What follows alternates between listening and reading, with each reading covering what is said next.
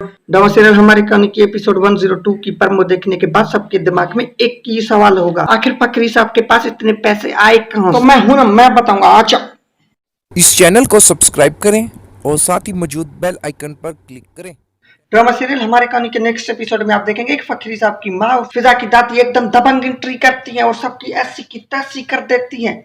लेकिन इससे पहले आपने हमारे कहानी के एपिसोड 102 के प्रमो में देखा होगा कि बारिश होने की वजह से फिजा के घर की सारी फर्नीचर खराब हो जाती है और फिजा रो पड़ती है और बासुत इस सबका जिम्मेदार खुद को ठहराता है। और फिर बासुत इस सबका जिम्मेदार खुद को ठहराता है और कहता है कि ये सब कुछ मेरी वजह से हुआ, तो ये सब कुछ ठीक भी मैं ही करूंगा। और फिर वहां से बासुत सीधा अपने पापा के ऑफिस जाता है। बासुत अपने फादर को कहता है कि आखिर आपको क्या चाहिए, जो भी आपको चाहिए मैं देने के लिए तैयार हूँ, लेकिन आप इनका पीछा छोड़ दो। तभी फकरी साहब वहाँ हीरो की तरह एंट्री करते हैं और कहता है कि ये लो अपने पैसे और आइंदा मेरे फैमिली के पास भी मत आऊंगा, वरना मैं तेरा ये पुट्ठा तोड़ दूंगा। लेकिन अभी सबके दिमाग में एक ही सवाल होगा, आखिर फकरी साहब के पास पैसे आए कहां से? फकरी साहब की माँ जैसे एंट्री करती है तो वो कहते हैं कि मुझे तो फकरी से मिलना है, वो किधर है? तो घर वाले चीकू को भेजते हैं कि जाकर फकरी साहब को लेकर आओ। चीकू जब फकरी साहब के पास जाए, फकरी साहब कहता है कि जाकर उनको कह दो कि मैं हूं ही नहीं, मैं पता नहीं किधर चला गया। ये सुनकर फकरी साहब कांपने लग जाते हैं, पता नहीं उनको क्या हो जाता है। लेकिन चीकू भी बहुत ही तेज है, उसे पता है। वो जाके फकरी साहब की माँ को बताते हैं कि फकरी साहब हैं लेकिन आ नहीं रहे। तो फकरी साहब की माँ ये सुनकर कहती है कि मुझे वहां पर ले चलो, मैं खुद उससे बात करूंगी। फिर अपनी दादी को फकरी साहब के पास ले जाती है।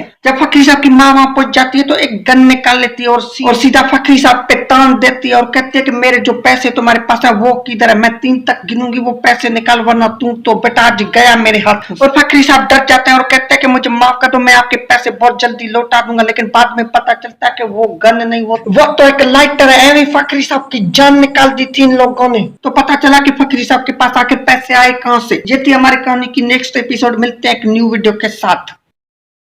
आज के लिए इतने। अगर वीडियो पसंद आए तो like, subscribe and bell icon on कर देना। मिलते हैं एक न्यू वीडियो के साथ।